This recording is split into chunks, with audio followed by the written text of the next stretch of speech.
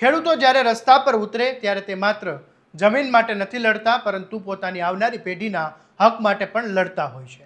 ગોંડલના ચોરડી ગામમાં પણ હવે આ લડત દિવસે ને દિવસે ઉગ્ર બની રહી છે. ગૌચરની જમીનમાં જેટકોના વીજ ટાવર ઊભા કરવાની કામગીરી સામે ખેડૂતો અને ગ્રામ લોકોએ હવે વિરોધ નોંધાવ્યો, અને વિરોધ પણ અનોખી રીતે નોંધાવ્યો. ગામના સ્મશાન સુધી નનામી કાઢીને તંત્રને ચેતવણી આપવામાં આવી. આખરે આ વિરોધ આટલો ઉગ્ર કેમ બન્યો છે, આવો વિગતે વાત કરીએ આ અહેવાલમાં. નમસ્કાર, હું છું આસિફ કાદરી અને સ્વમાન સાથે તમારું સ્વાગત છે. રાજકોટના ગોંડલ તાલુકાના ચોરડી ગામમાં ગૌચરની જમીનમાં જેટકો દ્વારા વીજ ટાવર ઊભા કરવાની કામગીરી સામે ગામ લોકો, ખેડૂતો અને માલધારીઓએ વિરોધ હવે દિવસે ને દિવસે યથાવત જોવા મળી રહ્યું છે. પરંતુ આ વખતે વિરોધનું સ્વરૂપ ઉગ્ર અને પ્રતિકારાત્મક બન્યું છે. ગામના સ્મશાન નજીક ગામ લોકોએ નનામી કાઢીને વિરોધ નોંધાવ્યો હતો. સાથે જ માલઢોરના ગળામાં સૂત્રોચ્ચાર વાળા બેનરો બાંધીને પણ અગાઉ રામધૂન બોલાવીને પણ વિરોધ નોંધાવ્યો હતો. સ્થળ પર આ ખેડૂતોએ ચા બનાવી અને ગ્રામજનોએ ધરણો ચાલુ રાખ્યું છે. સાથે જ સ્પષ્ટ સંદેશ આપ્યો છે કે જ્યાં સુધી તેમની માંગ નહીં સ્વીકારાય ત્યાં સુધી આ આંદોલન ચાલુ રહેશે. ગામ લોકોનો આરોપ છે કે ગૌચરની જમીન એ ગામના માલધારીઓ માટે જીવન રેખા સમાન છે. આવી જમીનમાં વીજ ટાવર ઊભા કરવાથી પશુઓના જે ચરિયાણ છે તેમના પર સીધી અસર પડશે. ખેડૂતોનું કહેવું છે કે તેમની રજૂઆતો છતાં કામગીરી રોકવામાં આવી નથી, જેના કારણે હવે તેઓ આરપારની લડત લડવા માટે મજબૂર બન્યા છે. ત્યારે આ મામલે ખેડૂતોએ શું કહ્યું એ સાંભળી લો. ગૌચરની જમીન, ચોવીડીની જમીનમાં તાનાશાહી કરી આ લોકો ધરાવી થાંભલા ઉભા કરે છે અને કામ 3 દી મથે અમારે કોઈ આ લોકો જવાબ દેતા નથી, અધિકારીઓ કોઈ. એટલે આના માટે શું કરવું? સોમનાથ થી જામનગર જિલ્લા સુધીના અંદાજ ખેડૂત ભાઈઓ, ગૌચરણ વાળા અંદાજ ગામ સમસ્ત ભેગા થવા થાય તો જ આ દા દઈએ અંદાજ તમને. આ લોકો જવાબ નથી દેતા કાં કોઈ. અમારે જે અહીંયા જેટકો કંપની વીજ થાંભલા ઉભા કરે છે અને ગૌચરમાં અત્યારે અમારાથી સ્ટાર્ટ કર્યું છે, અને એ વસ્તુ આખા આપણા દેશમાં, આખા ગુજરાતમાં બધે લાગુ કરવાનું છે. તો એકાબીજા ખેડૂત, માલધારી તમામ એક થઈ અને અમે આની પહેલા નંબર દીધા છે. એ નંબર આવીને તમે જોડ થાવ. અને બીજા નંબરમાં આ વસ્તુ તમે એકલા નહીં લડી શકો. તમામ ખેડૂત, માલધારી તમામે ભેગા થઈને એક આયરે એકજૂથ થઈને રહેવાનું, તો જ આને સામે આપણે લડત આપી શકશું. બાકી આને લડત નહીં આપી.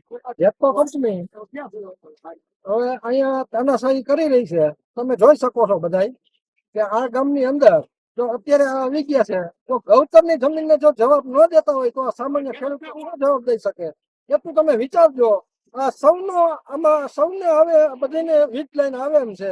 કોઈ એવું ન માનતા ખેડૂત કે આપણામાં નથી આવતી તો આપણે નથી જવું. તમે સાથ સહકાર હશે ખેડૂતનો તો તમે આગળ વધી શકશો.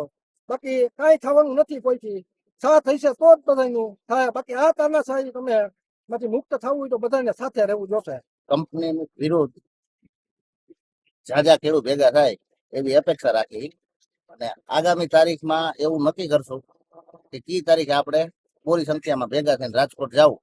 જય જવાન, જય કિસાન. આ જેટકો કંપનીની તાનાશાહી વિરુદ્ધ આ ચોરડી ગામથી અમે બ્યુગલ છેલ્લા 3 દિવસથી ફૂંકી દીધું છે. આજે ગૌચરનો વારો છે, કાલે ખેડૂતની જમીનનો પણ વારો આવશે.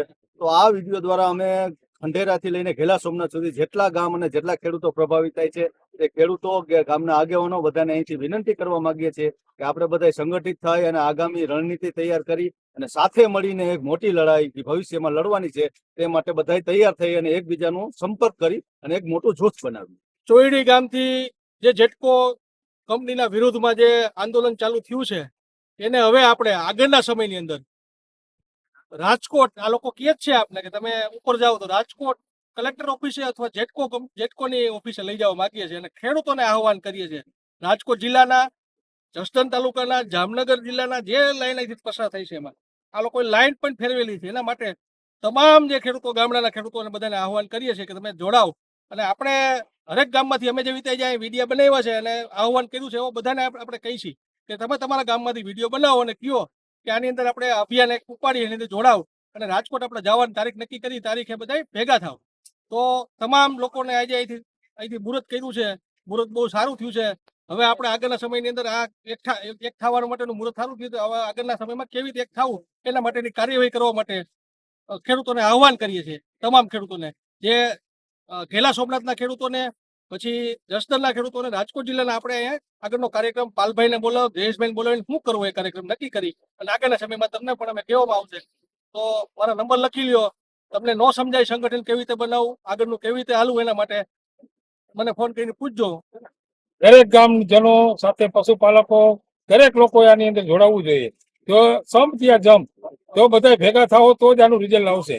ખંડેરાથી માંડી અને ઘેલા સોમનાથ સુધીના દરેક ખેડૂતો, પશુપાલકો અને ગ્રામજનો કે જે ગાયોના હિત માટે લડતા હોય, દરેક જનોને મારી નમ્ર વિનંતી છે કે તેઓ આની સાથે જોડાય.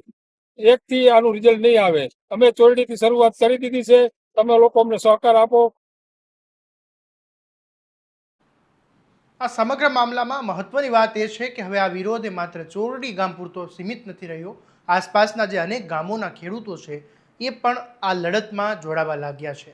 ખેડૂતોનું કહેવું છે કે ચોરડીમાં જે ગૌચરની જમીન બચાવવાની લડાઈ છે, કાલે કોઈ બીજા ગામની જમીનનો પ્રશ્ન ઊભો થઈ શકે છે.